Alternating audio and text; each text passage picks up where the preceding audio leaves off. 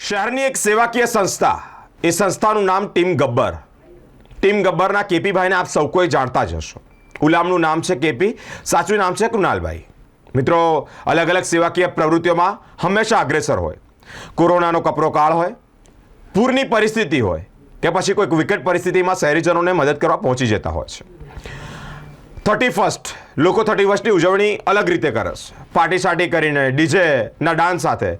પરંતુ ટીમ ગબ્બરના સભ્યો, કુણાલભાઈની આખી ટીમે એક અલગ રીતે ઉજવણી કરી છે. નવા વર્ષની અંદર જ્યારે પ્રવેશ મેળવવાનો હોય ત્યારે 31સ્ટની ઉજવણી ગંગા સ્વરૂપ બહેનો, એટલે કે જે બહેનો વિધવા છે, ગરડા બા, એટલે કે જેમની ઉંમર થઈ ગઈ છે તેવા દાદીમાં, તેઓને સારી એવી હોટલમાં જમાડ્યા છે, સાથે જ સાડીઓનું વિતરણ કર્યું છે. આ ઉજવણી કેવળ ઉજવણી નથી, ઘણા બધા લોકો માટે એક પ્રેરણાદાયી કિસ્સો પણ છે.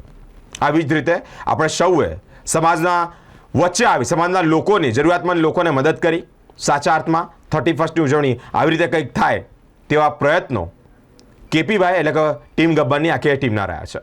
ગંગા સ્વરૂપ બા એટલે કે વિધવા બા, ગરડા બા એટલે કે જેની ઉંમર થઈ ગઈ છે તેવા દાદીમાં, આ 150થી વધુ બહેનો હતી.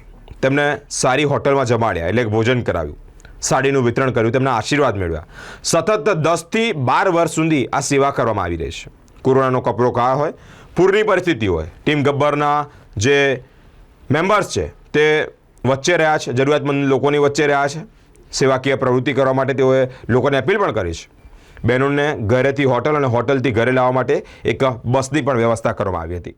છેલ્લા 8 વર્ષથી ટીમ ગબ્બર જે 31સ્ટની ઉજવણી જે ગંગા સ્વરૂપ બા છે, જે સ્લમ વિસ્તારમાં રહે છે, એની ઉજવણીના ભાગરૂપે આજે અમે વડોદરા શહેરની એક નામાંકિત રેસ્ટોરન્ટમાં એમને લઈને આવ્યા હતા. સાથે સાથે યુવાઓને અપીલ કરું છું કે 31સ્ટનો ઉત્સવ જે આપણે મનાવીએ છીએ, 31st સેલિબ્રેટ કરીએ છીએ, તો આપ આ રીતે પણ 31st સેલિબ્રેટ કરી શકો છો. આપ જે રીતે 31st સેલિબ્રેટ કરતા એનો કોઈ વાંધો નથી, પરંતુ આપ પણ આપની આસપાસ આવા ઘણા જરૂરિયાતમંદ કે આવા ગરડા બા હોય કે જે કોઈ દિવસ હોટલ કે રેસ્ટોરન્ટમાં જતા નથી, તો એક યુવા તરીકે કે આપણી ફરજ છે કે હું વડોદરાવાસીને અપીલ કરીશ કે આપ પણ 31સ્ટની ઉજવણીના ભાગરૂપે આવી રીતે જ આ જરૂરિયાતમંદ બા કે બીજા જરૂરિયાતમંદ લોકો લાગતા હોય તેમની સાથે સેલિબ્રેશન કરશો એવી આશા રાખું છું. કેટલા વર્ષોથી આ તમે આ સેવા કરી રહ્યા છો? 31સ્ટની ઉજવણી આવા લોકો જોડે કરી રહ્યા છો? છેલ્લા 8 વર્ષથી અમે વડોદરા શહેરમાંથી અલગ અલગ સ્લમ વિસ્તારમાંથી જે ગરડા બા હોય છે અને ગંગા સ્વરૂપ બા હોય છે, જે જેમના કોઈ નિરાધાર હોય છે બા લોકો, એમને દર 31સ્ટના દિવસે અમે લોકો અલગ અલગ વિસ્તારથી ભેગા કરીને વડોદરા શહેરની અલગ અલગ જે નામાંકિત રેસ્ટોરન્ટ હોય ત્યાં લઈ જઈએ છીએ. સાથે સાથે અમને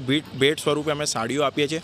આ જે આયોજન અમે છેલ્લા 8 વર્ષથી કરીએ છીએ અને આવનાર વર્ષોમાં પણ આ જ કાર્ય કરતા રહીશું અને આ જે ઉજવણી છે એમાં વધારો કરીશું એવી આશા રાખીએ છીએ. કુણાલ પટેલ, ટીમ ગબ્બરથી.